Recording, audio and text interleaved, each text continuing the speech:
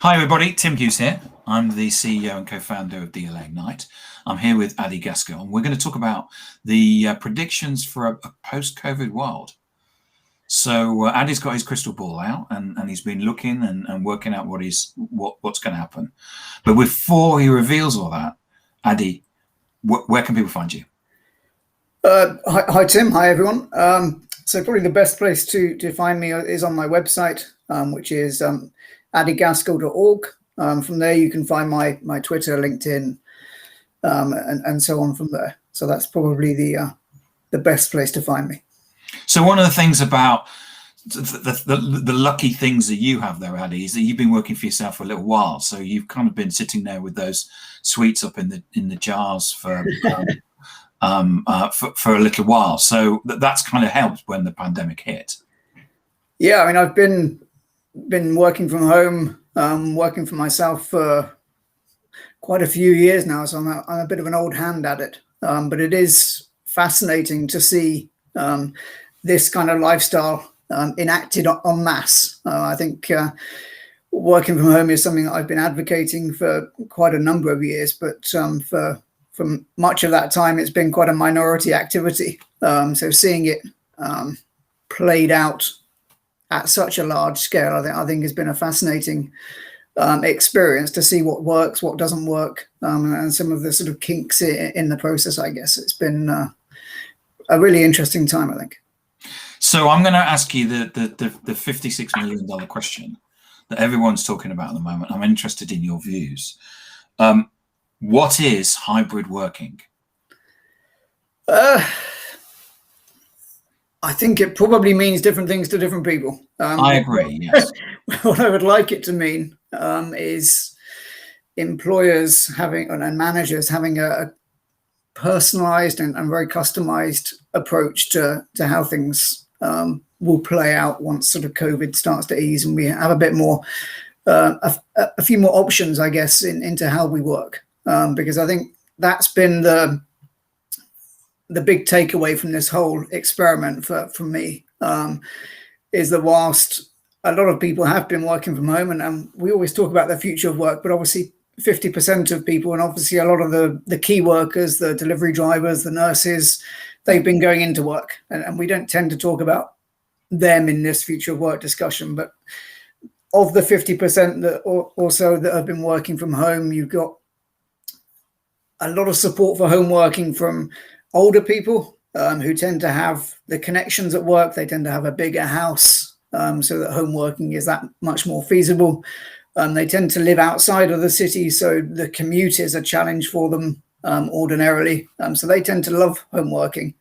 Then you've got younger people who are a little bit less experienced in the workforce. They don't have the connections. They tend to live in the city, so that they're probably having a smaller flat or accommodation that may be shared with a number of people. So home working isn't such a big appeal for younger people. So it's really about trying to find something that works for everyone rather than trying to apply one thing for all people. I think that's probably the key takeaway from the last 18 months for me. Yeah, my partner's 26-year-old.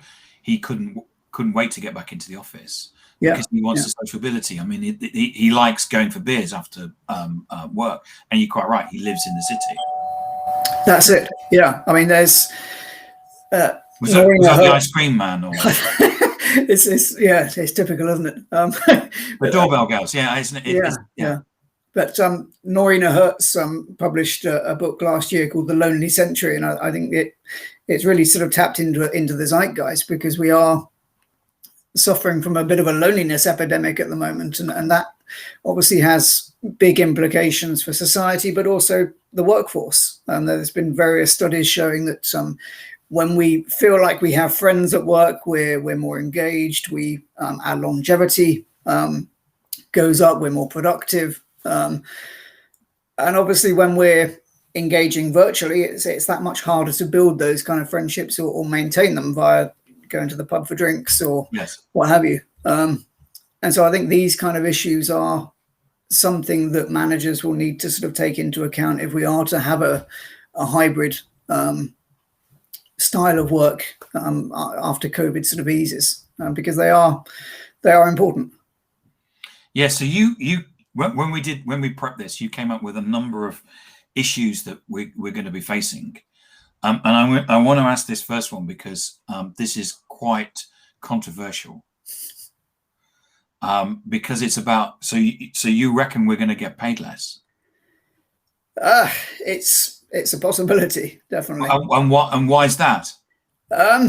I mean, some employers believe that because you're not living in an inexpensive city, if you're working remotely from a small town that has lower living costs, that they can therefore afford to pay you less. Yeah. Like I'm in London at the moment, and it's quite a common practice to have what's referred to as London waiting, yes. Which is basically giving employees a premium on their wages because of the cost of living is that much higher. Now, would we see like an anti-London waiting being implemented by employers if everyone's living in a slightly lower cost place? I think that remains to be seen, but it's certainly a possibility. And I know a number of tech companies have sort of hinted at that. If people aren't living in Silicon Valley, that they'll be paying them less. Yeah, I know David Burgkass. He's a big future of work person. He's well worth checking out. His new book came out at the beginning of the year. I think he's left now, but he lives in Tulsa. And he was before living in Tulsa, but working in New York, as in dialing into New York. So he was getting a New York salary, but living in Tulsa, which is that Tulsa will actually pay you $10,000 to go and live there. Yeah. And so I can see that there's a mismatch between the people that are working in New York and living in New York and the people that are working in New York and living in Tulsa. Yeah. I mean, and often this sort of topic is framed in the sense that people will move out to Sevenoaks or Brighton or somewhere and then dial in remotely to London offices or that kind of thing. But obviously,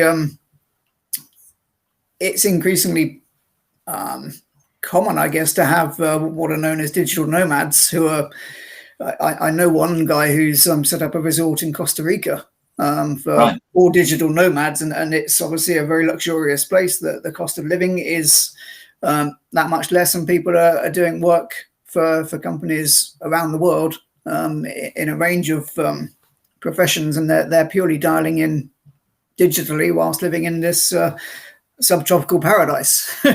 Yeah, we've got a great point here from Karina Smith. We've noticed an influx of people moving from London to West Sussex. And I hear in America, everyone's moving to Arizona. I don't know about Arizona, but yes, I mean, I live in a place in West London where people are kind of generally moving out to. It's Teddington, Twickenham, Richmond is generally seen as one of the places that people will move to, because we've got fibre. Plus, we've got Bushy Park, so we've got some of the raw parks. But I can see that happening, and there'd be a movement of people around. Yeah, but I mean, it is an interesting one, and you mentioned the hybrid sort of work style at the start of the conversation, and there was a interesting study, I think it was from LSE, looking at what might happen to the supporting businesses, so to speak, the cafes, the cafes, the dry cleaners. Yeah.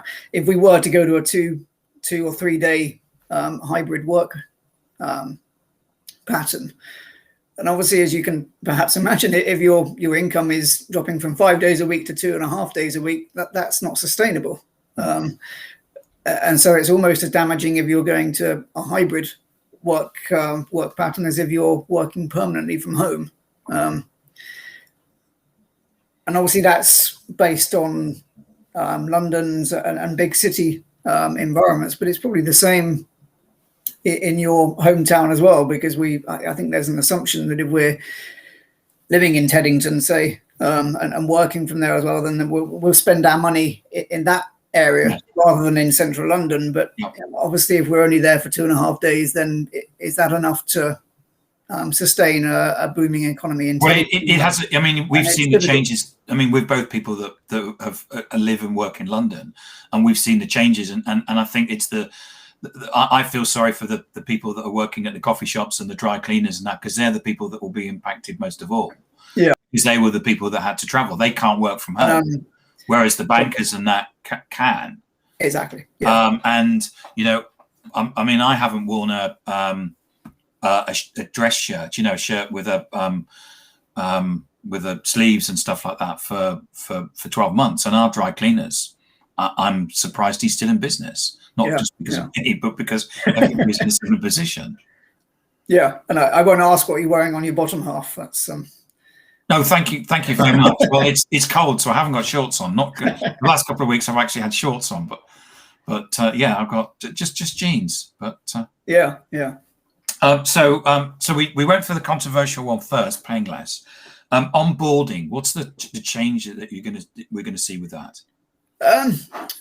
Again, it's been one of those issues that has been quite difficult, because if you think about what onboarding is designed to produce, it's to give new hires an opportunity to understand the culture of a workplace, to understand who you need to speak to get things done, to make friendships. All of those things are, the data suggests, a lot harder to do when we're doing it virtually than when we're doing it face to face. And obviously, there's a risk that may endure even if we go to a more sort of hybrid form of work, because if the older, more senior workers are not in the office because they're preferring to work from home, then you're not going to have that sort of mentoring type relationship, perhaps. It's that first day, isn't it, when you get introduced to everybody and you're walking around and you're shaking hands with people, which of course you can't do anymore. And this is Adi Gaskell, and this is Tim Hughes, and you get all the way around. You think, well, I'm never going to remember any of these people's names. Yeah. And there was a nice study from Nick Bloom at Stanford recently, and he was talking about the impact on collaboration from working from home. And a nice sort of example he used was the meetings that were the sort of bête noire of working life ordinarily. And whilst we have certainly replicated the practical act of having the meeting, often with a gusto, and then people are overwhelmed with virtual meetings throughout the day. What he found was missing from these virtual meetings was the informal conversations that you have on the way to the meeting or after the meeting, when you're just making a coffee. Yeah, exactly. Yeah. And that's almost the glue that holds things together, because you are building those relationships, you're understanding how things work, and it's those informal conversations that we're lacking a lot in the virtual life that we have at the moment. My partner's 26-year-old. He was in travel just before the pandemic, and we said get out, and he did. Cool.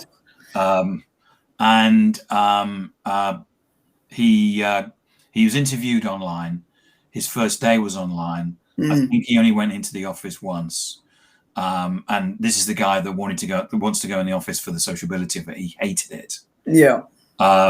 He's now taken himself to Portugal because he can work in a equivalent of a WeWork. Yeah. I think there's a company called Spaces, and they've got like a card where they can go anywhere in the world into one of these Spaces offices. So he's gone to Portugal to work. Portugal's the same time zone as the UK. Yeah. And he's in sales, so it doesn't really matter. And it's cheaper there. Obviously, there's issues around tax. Yeah. The fact that now with Brexit you can only be there for 90 days and stuff, but it is possible to take yourself. I understand that Greece and Cyprus allow you can go there for as long as you want. Yeah. And I know a number of countries. Estonia often lead the way in these things. They have like the digital nomad visa, where you can go there for that precise purpose. But yeah, it's interesting because we're in a situation now where employers are actually struggling to hire people. Yes.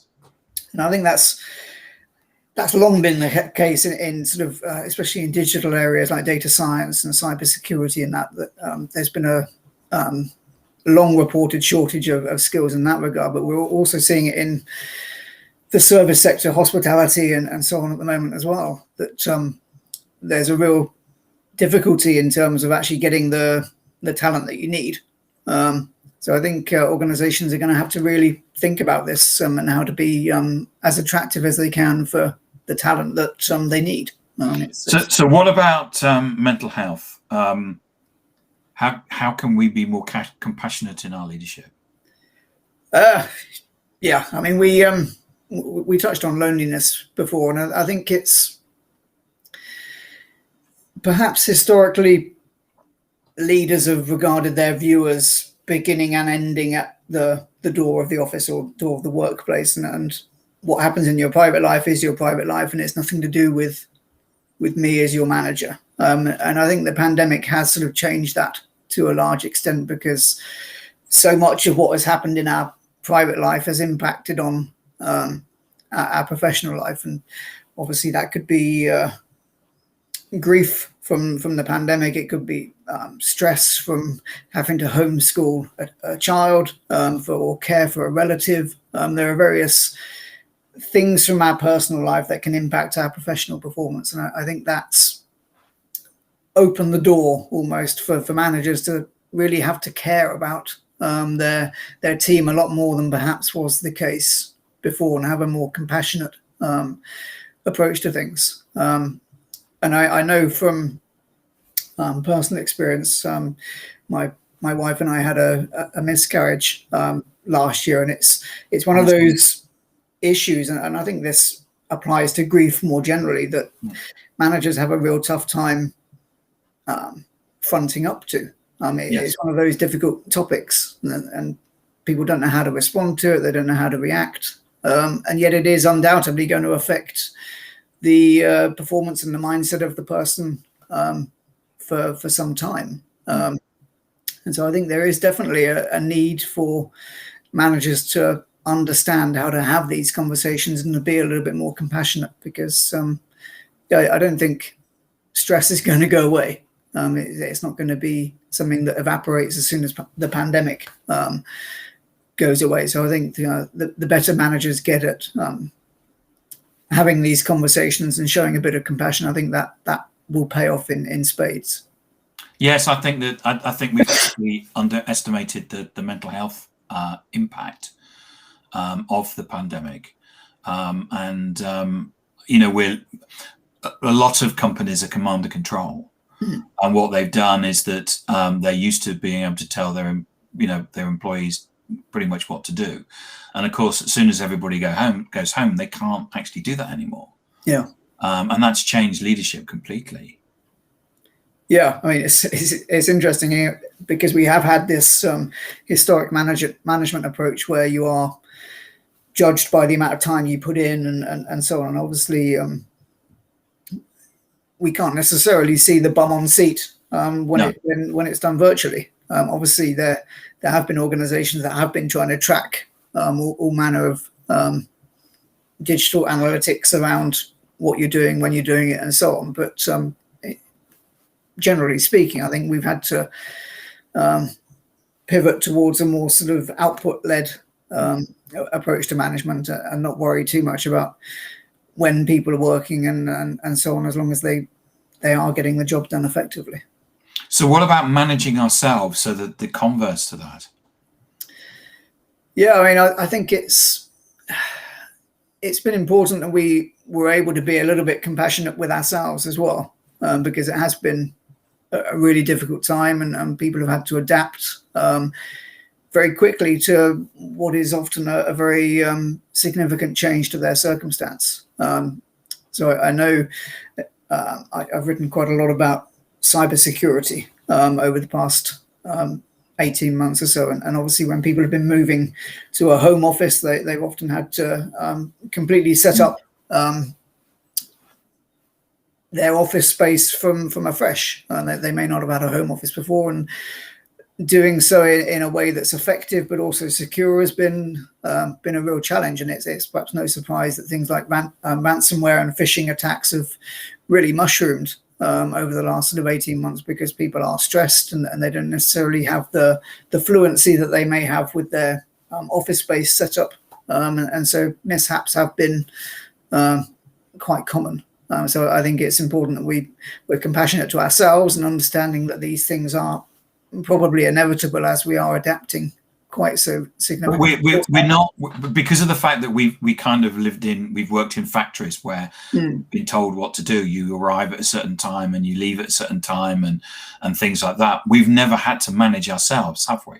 And then we've all gone home. We've been given these,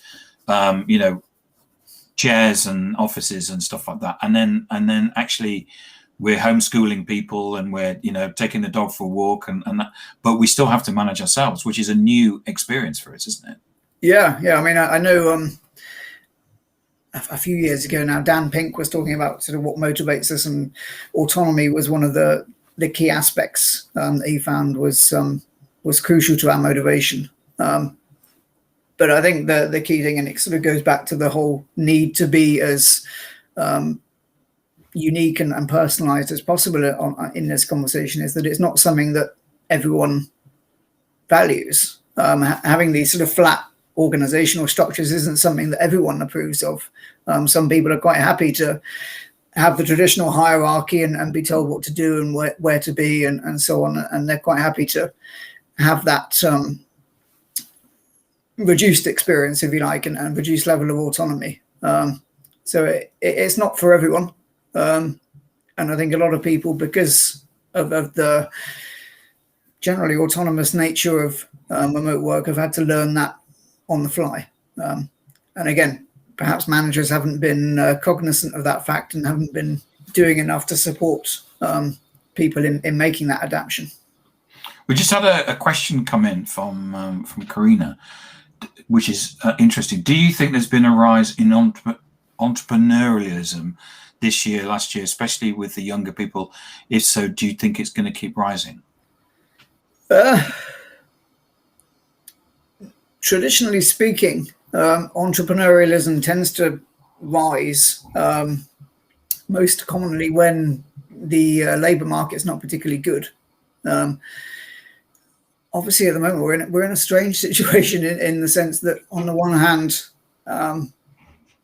we were told that millions of people would lose their jobs because of the pandemic and lots of businesses shutting, and yet, on the other hand, companies seem to be really struggling to find the talent that they need. So I think, depending on how that plays out, that will influence whether we see a surge in entrepreneurialism, because I think the raw ingredients in terms of the academic side of things, the knowledge that's going into creating new businesses, that's still the same as it's always been. The legal side of setting up a business is the same as it's always been. The venture capital is still there in quite significant numbers. So I think the raw ingredients for starting up a business are still there, and they haven't changed a huge amount from the pandemic. It's whether the opportunities to get a good livelihood elsewhere are there. And I've been out to like Norway and Doha a number of times and studied the startup ecosystem there. And one of the challenges they face is that it's so easy to get a very well-paid job in the oil and gas industry in both countries, that people go for the easy option rather than starting up a business when you might not make any money at all and you'll be destitute in 2 years' time. That's not a choice that many people are willing to make. So I think it depends on what kind of options that we have available to people in the next sort of year or two. So one final question for you, Adi. Introverts versus extroverts. How do you see the world in a post COVID world, and who's going to win, introverts or extroverts? Well, hopefully it will have something for everyone. I mean, I'm largely introverted myself, and I think home working for me has been fantastic for a number of years. But certainly during COVID, I've struggled with being at home all the time and not being able to go out for a coffee or lunch or a conference or whatever. And so I think it's been difficult even for introverts to be at home 24/7. And I'm sure my wife's sick to death of me. So I think even introverts would like to have a degree of social contact with people. And obviously there have been numerous studies showing that extroverts have struggled without the social side of work and being home all the time. So I think it's, yeah, hopefully, if nothing else, we're gaining an understanding that there are different people. They have different needs, different things that get them going and motivate them and excite them. And managers are better able to craft an environment that works for them. And I know sort of pre-COVID, if you went into some of the more sophisticated workplaces, you would have a traditional sort of open office, but you'd also have a quiet zone where you can go for concentrated work. You would have soundproof booths where you can go and have like a private conversation or a private phone call. And they were providing a degree of environments for particular kinds of work and particular kinds of conversations. So I think if we can get that kind of nuance into the workplace, that's probably a good thing to hopefully satisfy both the introverts and the extroverts. Fascinating. Thank you so much, Adi, for coming on and talking to us and sharing your insight and answering the questions of the audience as well. Thank you. No, you're welcome. Thank you very much. No, thank you so much. It's been fascinating. I find it, we probably need to come back in a year's time and then talk about what's changed in over the next 12 months, because it's either going to be a bit, or I don't know, but it's going to be fascinating. Yeah. I mean, I've long said if you've survived the pandemic, both financially and obviously in terms of your health, it's been a really fascinating period in terms of the social changes that it's sort of brought about. So I think, definitely in another year or 18 months or so, we'll begin to see what kind of world we'll end up with. Okay. Thank you. Adi, thank you so much for coming on today and sharing this with us. My pleasure. And where can people get hold of you? So adgaskell.org is probably the best place. There's my email address on there and all my social networks. And okay, so brilliant. And you're very social, because I contacted you over LinkedIn. And so, yeah. Brilliant. Thank you so much today. All right. Bye. Bye-bye.